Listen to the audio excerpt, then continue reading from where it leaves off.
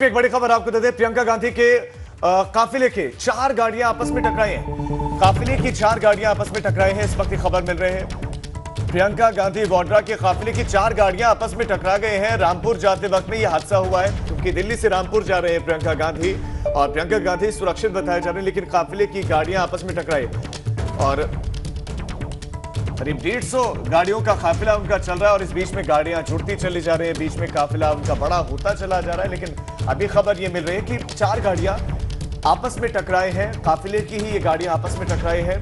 जनहानि की, किसी तरह के नुकसान की भी कोई सूचना शुरुआती तौर पर नहीं मिल रही है। ये सूचना मिल रही है कि प्रियंका गांधी बॉर्डर पूरी तरह से सुरक्षित है। हमारे साथ हमारे संवाददाता अविनाश जुड़ गए, जो इस वक्त उसी काफिले के पीछे चल रहे हैं। अविनाश, क्या स्थिति है वहां पर, कैसे ये गाड़ियां आपस में टकराई, नुकसान कितना हुआ है, बताइए।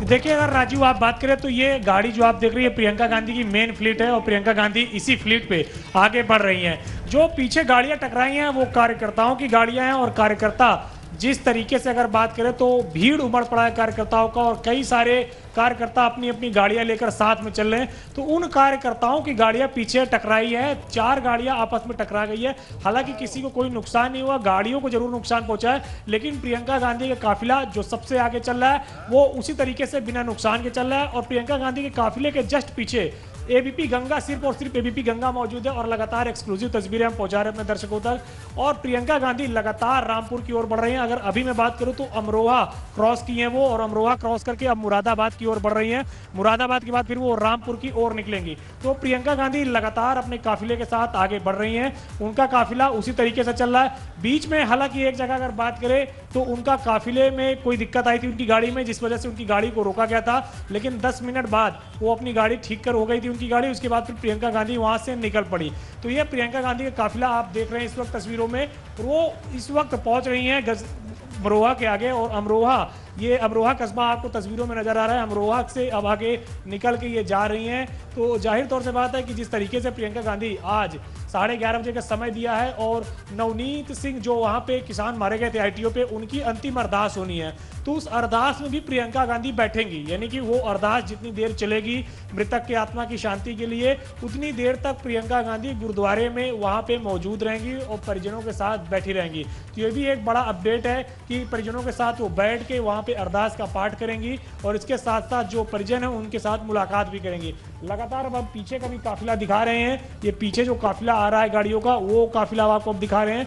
ये जोया कस्बा है जो अमरोहा से आगे पड़ता है। अब जोया में इनकी जो काफिला है वो पहुंच चुका है, और अब धीरे धीरे इनका काफिला आगे बढ़ रहा है मुरादाबाद की ओर। फिर मुरादाबाद से आगे अगर बात करें तो रामपुर की ओर जाएगा, और रामपुर जिले में ही डिबडिबिया गांव है, वहीं पर प्रियंका गांधी जाएंगी, और वहां पे अगर बात करें तो जो परिजन हैं उनसे मुलाकात करेंगी, और उनसे मुलाकात करके फिर आगे दिल्ली की ओर वापस आएंगी। फिलहाल अभी उनका ये शेड्यूल है, वो वहां पे अरदास करेंगी। कांग्रेस के नेता भी हमारे साथ मौजूद हैं, उनसे भी हम जानेंगे। यूसुफ अली हैं, महासचिव हैं कांग्रेस पार्टी के। यूसुफ अली साहब, आप बताइए कि प्रियंका गांधी किस तरीके से आज वहां पे रहने वाली है, और क्या क्या कार्यक्रम रहेगा?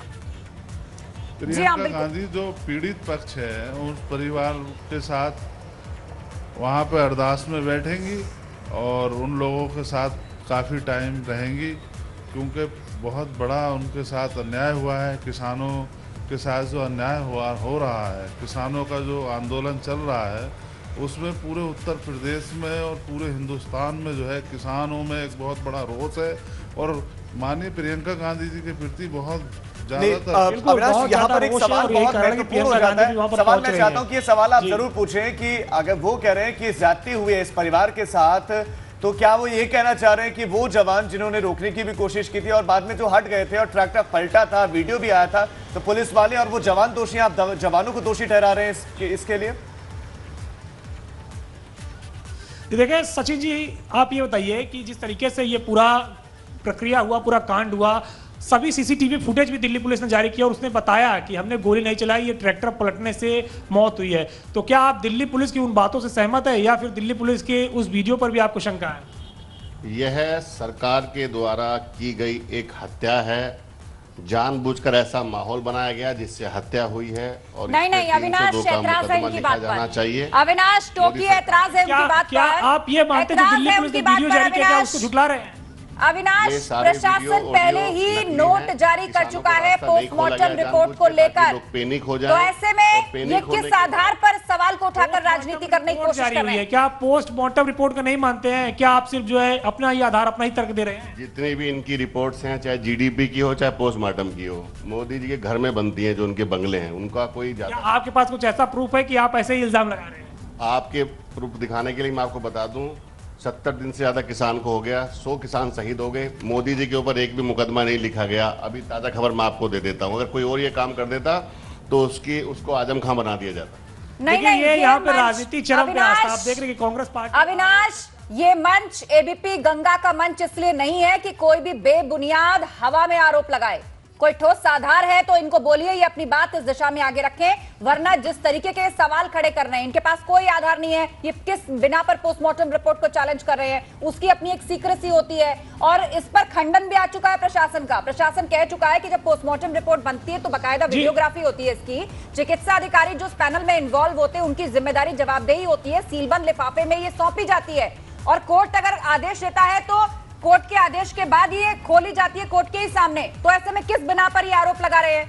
इतने दिनों तक कहां थे ये? यही राजनीति का आधार है। एबीपी गंगा का मंच इसलिए नहीं है कि ये गैर जिम्मेदाराना बयानबाजी करे।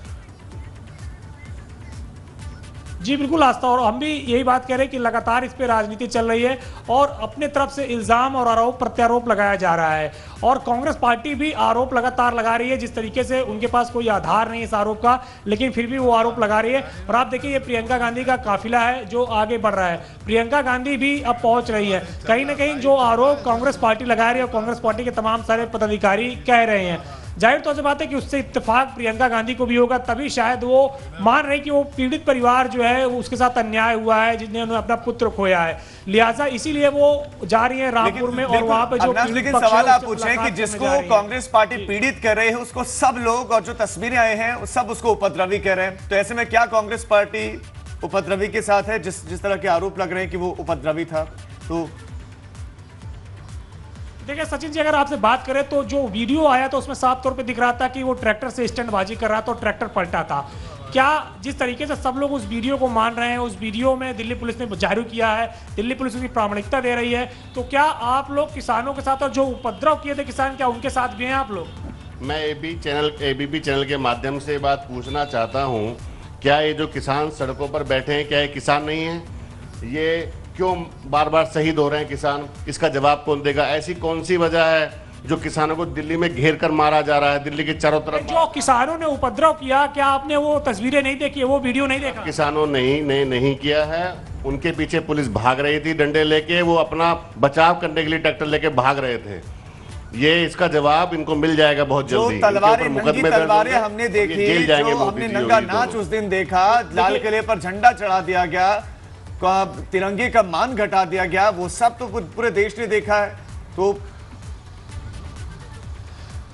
जी बिल्कुल, और देश हम जरूर ये सवाल लेंगे। सचिन जी, पूरे देश ने देखा कि लाल किले में किस तरीके से तांडव किया गया, तलवारें लहराई गई कई जगह पे और वो तस्वीरें निकल कर आई, वो वीडियो निकल के आई। क्या आप उन सारी चीजों को झुटला रहे हैं या उन सारी चीजों को मान ही नहीं रहे आप? देखिए, चैनलों पे जो आप लोग चलाते हैं ना, अगर उससे देश चलने लगे ना तो चैनलों पे हम एकदम प्रामाणिकता के साथ चला रहे हैं, पुष्टि चला रहे हैं, हमने कोई भ्रमक और कुछ ये बेतुकी बात कर रहे हैं। ये मंच अब इनको बिल्कुल नहीं मिलेगा अविनाश, इनकी कोई बात अब ऑन एयर नहीं जाएगी बिना किसी तथ्य के, बिना किसी आधार के। अब तो ये चैनल को घेरने लग गए, पोस्टमार्टम रिपोर्ट पर सवाल उठा रहे हैं, राजनीति करने जा रहे हैं। ठीक है, आप एक आंदोलनकारी जिसकी मौत हुई है उसके घर आप जा रहे हैं तो आप अपनी बात उस दिशा में रख सकते हैं, लेकिन पोस्टमार्टम रिपोर्ट पर सवाल उठा रहे हैं, जुडिशियल सिस्टम पर सवाल उठा रहे हैं, सरकार पर भी सवाल उठा रहे हैं, वो भी बिना किसी तथ्य और आधार के।